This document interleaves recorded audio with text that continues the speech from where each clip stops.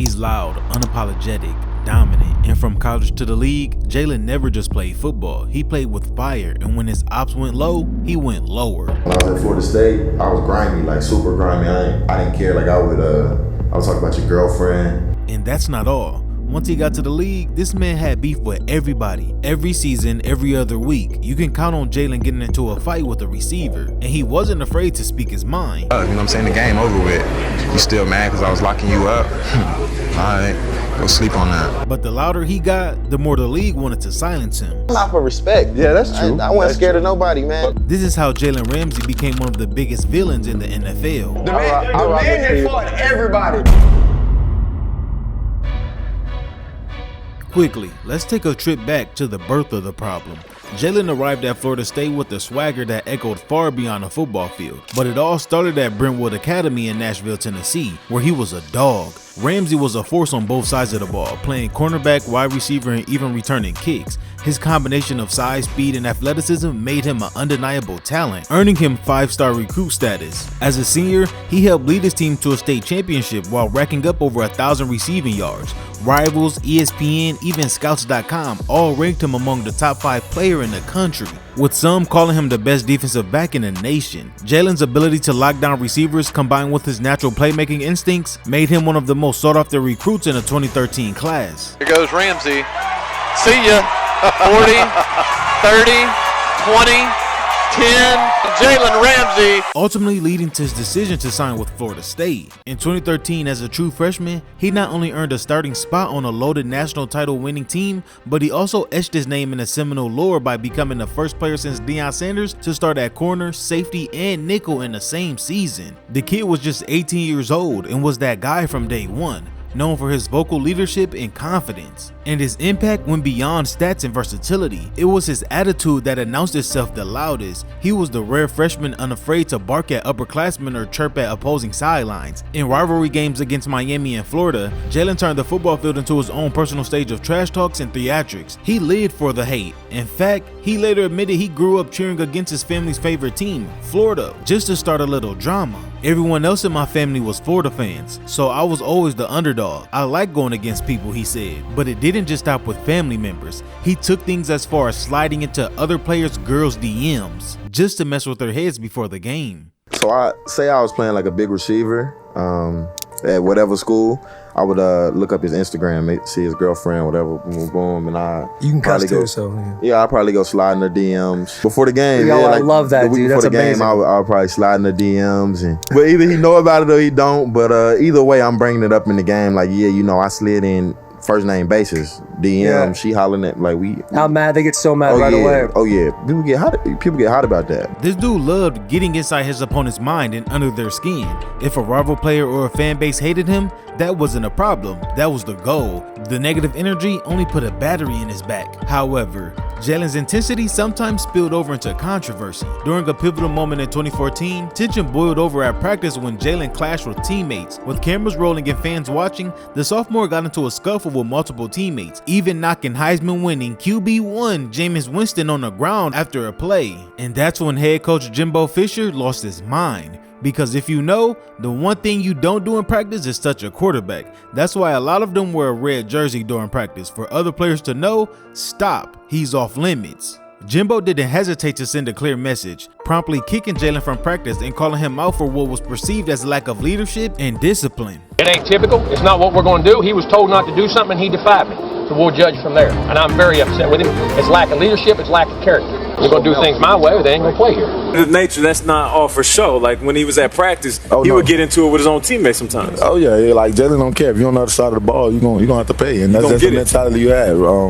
I mean, coaches started to tell him chill sometimes. Despite the occasional problems, Jalen's talent was undeniable. NFL scouts and the media praised him as a rare breed, a player with all-pro potential and athleticism to dominate any secondary position. Sports Illustrated even crowned him the best player in the entire 2016 draft class. But alongside the accolades came warnings about his fiery temperament and desire for on-field problems. He was labeled as a high-risk, high-reward prospect, the kind of player who could lock down your best receiver and get under his skin, but also might chirp his way into a 15-yard penalty. In short, Jalen Ramsey was viewed as the ultimate boomer bust persona, a lockdown corner with a mouth to match his motor. Looking back, it's easy to see how this mix of talent and swagger made Jalen a magnet for drama. He had the skills for a star and the aura of a pro wrestler, and he wasn't about to tone it down for anybody. He cried openly after devastating losses, utterly unashamed to feel every emotion on his sleeve, and then the next week, he'd be popping his shit at an opponent with a grin on his face, completely unconcerned what anybody thought about him. And that attitude will soon become his trademark. Even back then, those paying attention could see it coming. He was more than just a defensive back. He was a storm in cleats, and the NFL was about to get the next great villain, and a guy like Ramsey couldn't wait to play that role. Jalen didn't just arrive in the NFL, he made an entrance. When the Jacksonville Jaguars selected him with the 5th overall pick in 2016, he didn't just walk across the stage, he strutted. The Jacksonville Jaguars select Jalen Ramsey. Confidence oozed from every step as the future star cornerback locked eyes with the cameras and made his mark before even stepping onto the field. He wasn't just drafted to play football, he was drafted to be the show. From day one, he was the starter, and from day one, he was also the problem. But not the kind of problem teams usually face. No, Ramsey was the kind of problem that would keep receivers awake at night and have quarterbacks looking over their shoulders. It didn't take long for him to make an impression, whether it was calling out players on the field, jawing at the media, or just running his mouth in interviews. Jalen didn't hold back. He was a brash, bold, and unapologetic presence, and he immediately earned his spot as one of the NFL's most electrifying and controversial players. They had this posted everywhere. They had it posted outside of Wembley. I mean, don't disrespect me at the same time. I'm one of the best corners in the league. And it quickly didn't take long for the NFL to realize Ramsey didn't just want to be the best cornerback in the league. He wanted to be the villain. He quickly got into verbal wars with some of the league's best. It started with veteran wide receiver Steve Smith Sr., who was also known for his brash personality. When they faced off in 2016, Smith was annoyed by Ramsey's cocky attitude and didn't shy away from calling him out after the game. And he said, "I'm not scared of you." I said, "Okay, cool.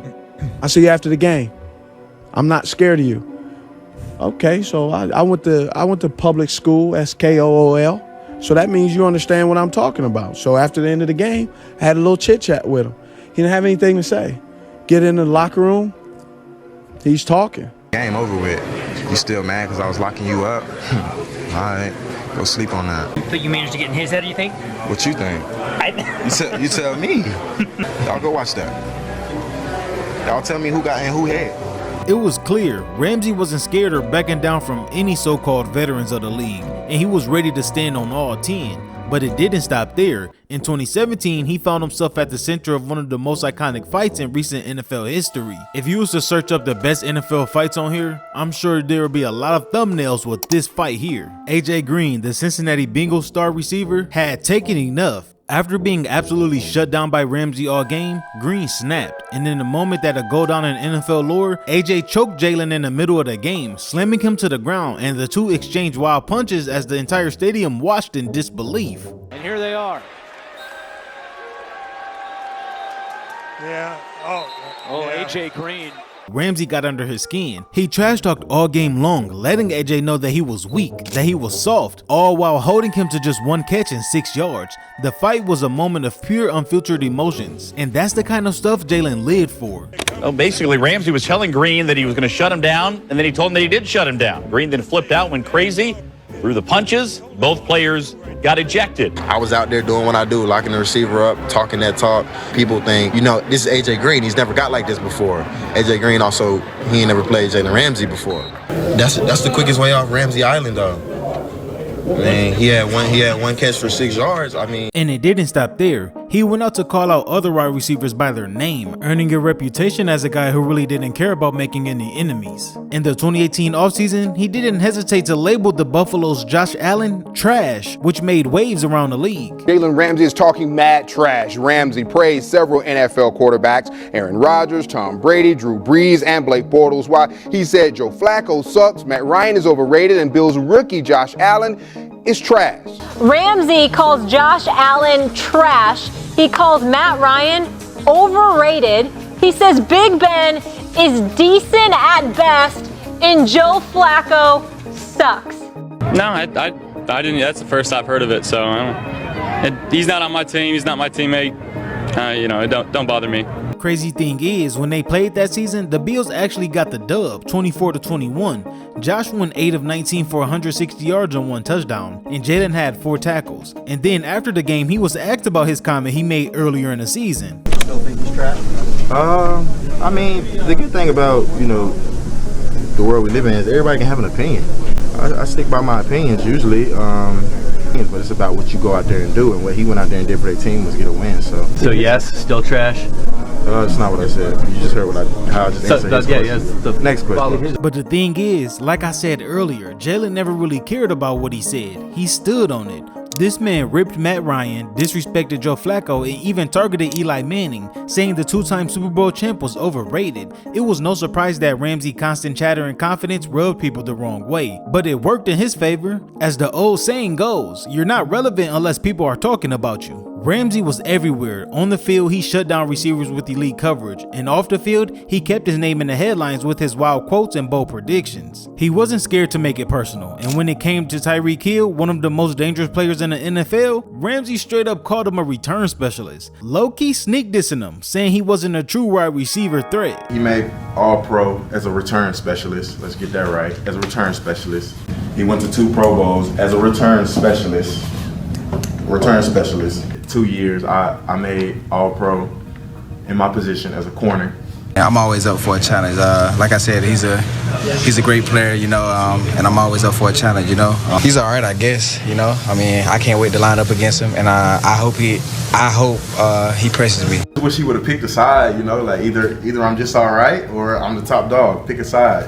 And the thing was, it didn't matter to Jalen. If you were on his radar, he was coming for you. And let's just say they both made some plays this season. Back when they played in 2018, Jalen had 4 tackles and Tyreek had 4 catches for 61 yards. But all the noise didn't sit well with everyone. The media pounced on Jalen's persona. Analysts like Skip Bayless and Colin Cowherd labeled him as a distraction and a locker room cancer, the perfect villain for their debate shows. These talking heads didn't care about how many Pro Bowls or All-Pro selections Ramsey had stacked up. They didn't care that he was a legitimate shutdown corner who made plays every Sunday. What they cared about was the drama. He's a diva, they said. He's all talk, no substance, they claimed. All the chatter, all the flair, it made it good for TV, but not necessarily for a good locker room chemistry. To the public eye, Ramsey's personality became bigger than his play, and within the walls of Jacksonville, the problem kept growing. Jalen's relationship with the front office was strained from the start. He didn't hesitate to call out the Jaguars' decisions, questioning the moves that the team made in the draft and free agency, even criticizing their coaching staff for how they handled game planning. How does this thing start to go sour, and kind of when did that start for you? It started when it was a front office change in Jacksonville, and some guys were put in positions of power. It wasn't just that Ramsey had a big mouth, it was that he felt like the team was beneath him. He knew he was a star, but the Jaguars acted like they didn't quite realize it, and that rubbed him the wrong way. By 2019, the tension was noticeable. Jalen had become bigger than Jacksonville. The city couldn't contain him anymore. He is someone you can say that got bigger than the program, but the Jaguars' quiet, small market atmosphere couldn't handle the storm he brought with him. The frustration boiled over in week 2 of the 2019 season. After an on-field argument with his head coach over a coaching decision, Ramsey and Doug were separated on the sideline, and Ramsey made it clear he was done. Coach, to come over there against one of your best players, if not the best player, that's guarding the opposing team's best player, you don't distract him. He's dealing with DeAndre Hopkins all game long, and you want to come and get on him because he wants you to have his back? You don't do that. He didn't want to be there anymore, and a few days later, Ramsey formally requested a trade. But the drama didn't end here. Jalen's absence from practice was followed by an injury, one that seemed to conveniently keep him out of games. The Jaguars were skeptical, and so was the media. He was sick. Yeah. But he's good now? Feeling better? From the sickness? Yeah. And then when did the injury pop up? I don't know. His so-called back injury became a subject of controversy, and the whisper started, is he really injured, or was he holding out to push the team into trading him? The Jaguar doctors had cleared him, but Ramsey stayed away from the field, not playing for weeks as the trade request loomed. Then finally, in October 2019, the Jaguars granted Jalen's wishes and sent him to the Rams in a blockbuster trade. Just like that, Jalen's time in Jacksonville was over, but the echoes of his time there, filled with controversy, drama, and unmatched talent, would last forever. He wasn't just a cornerback, he was a force. Jalen Ramsey wasn't scared of the noise. He was the noise, and in Jacksonville, the noise became too much to handle. In 2019, Jalen Ramsey made one of the most dramatic moves in his career, leaving behind the drama in Jacksonville for the spotlight in LA. Traded to the Rams in exchange for 2 first-round picks, Ramsey was added to one of the NFL's most high-profile teams, a Super Bowl contender, brimming with talent and ambition. The trade wasn't just a change of scenery, it was a new beginning for Jalen. With the Rams, he was given the keys to an elite defense, and the chance to prove his skills weren't just limited to on-field dominance, but that he could also shine in a city that practically breathed star power. It wasn't long before the Hollywood lights found their way to him. In 2020, just a year after his trade, the Rams made Jalen the highest paid defensive back in NFL history with a 5-year, $100 million contract, solidifying his status as not just a cornerback, but a franchise cornerstone. Paired with Aaron Donald and a loaded defense, the stage was set. The Rams were just a year removed from a Super Bowl appearance, and with Ramsey locked in, they believed they added the missing piece to get over the hump. The media spotlight burned brighter than ever. Every move, every word from Jalen's mouth now made headlines in a city that craves drama. But as he settled into a franchise that showed him respect and trust, he seemed to find a new gear, and no longer was he seen as the troublesome figure from Jacksonville. In LA, he was quickly becoming a leader of the defense that already had stars. As he started to embrace his new role for the Rams, the narrative around him began to shift. The once problem child now found himself being called a leader and a culture setter within the Rams locker room. Former teammates and coaches praised him for his maturity and work ethic, as he took it upon himself to mentor young players in the secondary. He was, as Coach Sean McVay put it, an anchor in the defense and a guy who sets the tone. Gone were the constant distractions of Jacksonville. Instead, Jalen had grown into someone who understands his responsibilities and could lead by example. He wasn't just a trash-talking cornerback anymore. He was the leader of one of the NFL's most feared defenses. But don't get it twisted, that don't mean Jalen completely turned off the fire that made him who he was.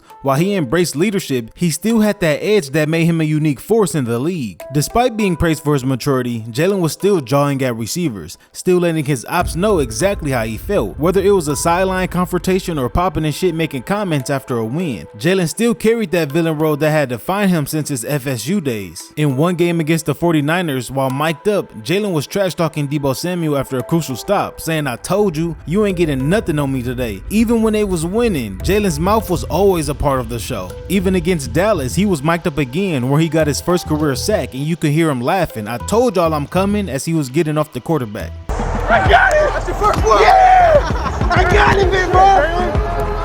Despite the shift in perception, one thing remained: Jalen fully embraced the villain role, and honestly, it suited him. If anything, it only made him more of a character in this NFL drama. Before games, he would arrive at SoFi Stadium in his trademark all-black pregame fits. It wasn't just a look, it was a statement. "I'm here, I'm ready, and I'm bringing the smoke." Jalen seemed to say this without even saying a word. As he walked through the stadium tunnel, it gave off the same raw confidence, letting his performance do all the talking before the game even started. And when he stepped onto the field, he owned it, whether it was an intimidating stare or flexing after making a big play. And off the field, he became a must-follow on social media, where his clapbacks achieved legendary status. Even on social media, Jalen didn't hold back. He would clap back at fans, analysts, and anyone daring to question his abilities. If you doubted him, he'd let you know. In one tweet, he let an unnamed NFL exec know exactly who he was. "Stack up my 6 years in the league to any corner in history. 3-time first-team All-Pro and 5-time Pro Bowler. Who else did that?" While most other corners were still trying to earn a seat at the table, Jalen was already comfortable. He was no longer just a cornerback, he was a brand. And then, of course, came the biggest moment of them all, the Rams Super Bowl run in 2022. After all the drama, the trash talk, the big plays, and the off-field antics, it all came together in the ultimate reward. Jalen, battling through injuries in a tough postseason run, played a crucial role in getting his team to the final game of the year. When the Rams faced off against the Bengals in Super Bowl 56, Jalen was locked in, shadowing one of the most dangerous wide receivers in the league, Jamar Chase. And believe, it wasn't an easy task. Chase was putting up insane numbers all season long, but Ramsey, in true villain fashion, didn't back down. He was there for every snap, physically and mentally engaged, showing that the Rams defense with him as a star was a force that couldn't be denied. While Chase did manage a few catches, Jalen was right there all game. When the final whistle blew, it was Jalen who could finally raise the Lombardi Trophy, a champion, a leader, and yes, still very much the villain. The perception had changed, but Jalen's confidence, his drive, and his undeniable edge remained. His career came full circle, from a polarizing player in Jacksonville to a Super Bowl champion in the face of the Rams defense. And as he stood in front of the cameras, trophy in hand, his message was loud and clear. Winning changes perceptions, but Ramsey didn't tone it down. He simply turned the volume up with a Lombardi in hand.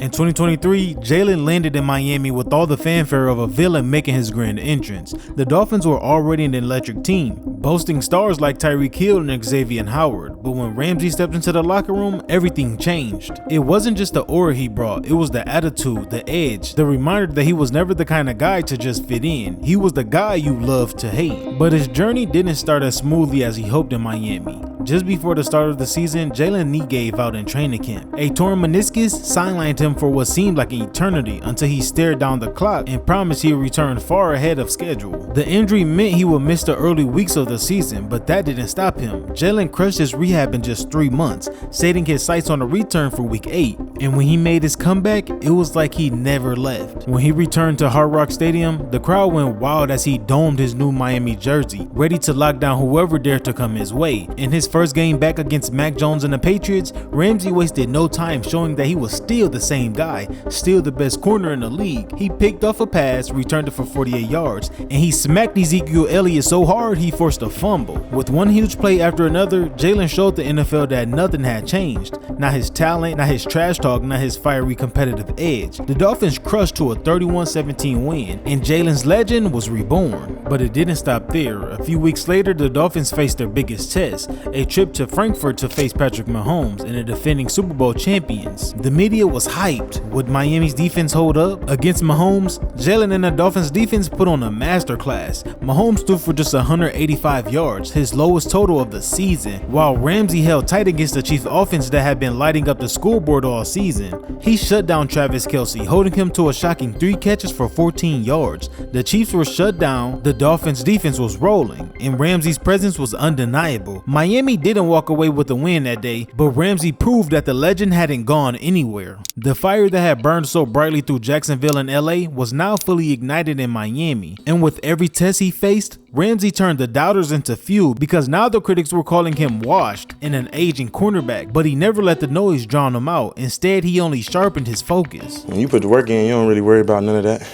You don't really worry about what other people say. You know what you have done to prepare, and you just stand on that. In week 11, the Dolphins squared off against the Raiders, and Ramsey was ready to remind everyone why they'd never be able to count him out. Lining up across from one of the best wide receivers in the game, Devontae Adams, Jalen was dialed in, locking him down when it mattered most. Adams did grab a touchdown, but Jalen made up for it with 2 key interceptions and sealed the win. The second one came with just minutes left in the end zone, securing a game-sealing pick and gave Miami a 20-13 victory. Jalen was everywhere, shutting down big-time players while continuing to get into his opponent's heads. He's the best corner in the league, Tyreek Hill said, admiring how Jalen stepped up not just physically but emotionally for his team. But as always, the media wasn't done with Jalen. They kept labeling him as past his prime, washed even. In one particular comment, a AFC East reporter declared the only downside is that Ramsey might be past his prime, a headline that ran through every outlet. And you already know Jalen wasn't going without responding. He fed off the comment. Really every comment. Every doubter was a reminder, not just for the media but for himself, that legends don't fade away. They don't get buried with the aging cornerback label. They evolve, and that's exactly what Ramsey did. He didn't get quieter, he got louder. He didn't slow down, he turned up the heat. With every interception, every jaw-dropping play, he reminded the world that he wasn't done. Now in 2025, Jalen's career came full circle. After years of dominating, trash talking, and playing villain in multiple cities, he's adding another to the list. The Pittsburgh Steelers, one of the NFL's most storied franchises, welcomed the 3-time All-Pro cornerback with open arms. The team wasn't just adding a defensive back, they're adding a complete attitude shift to a squad that already prided itself on hard-hitting, no-nonsense football. Ramsey don't just fit into Pittsburgh's rugged identity, he embodies it. As he joined a roster already already known for its grit, toughness, and unrelentless defense. It was clear he was the perfect match for Pittsburgh's no apology mentality. The Steelers had already been a team built on physicality and attitude. Names like Troy Polamalu, James Harrison, and Joey Porter are etched in their defense lore. Now Jalen is stepping into that legacy, adding his own brand of villain to it. And if you know, you know, because that villain is just a straight crash out. You want to know something about legacy? It's a strange thing. Some players have it handed to them before they ever take a snap. Others have to snatch it, steal it, bleed for it. And then there's Jalen Ramsey, one of the most dominant defensive backs of his generation, who did all that and still gets left out of the conversation. From day one, he was a walking headline. He didn't sneak into the league, he crashed a party. First team All-Pro by year 2, a shutdown corner in an era of pass-heavy offenses. And not the soft-spoken, keep your head down type. Nah, Jalen talked, and he backed it all up. But when the debates roll around about the greatest corner ever, Ramsey's name is barely a whisper. And let me clarify, to the media I should say. Why? Well, because in the eyes of the league and the media, he wasn't built the right way. But here's the part they don't tell you. Jalen Ramsey never asked for their validation. He never begged to be on their all-time list. He knew who he was. So no, this isn't a redemption arc. It's not about proving the critics wrong. This is about a man who refused to change just to make people comfortable, who wore the villain role like a custom-fit suit, who locked down Hall of Famers and told them about it afterwards, who won a Super Bowl, clapped back on Twitter, and kept receipts. They may never give Jalen Ramsey the legacy he deserves, but legacy isn't what they give you, it's what you take.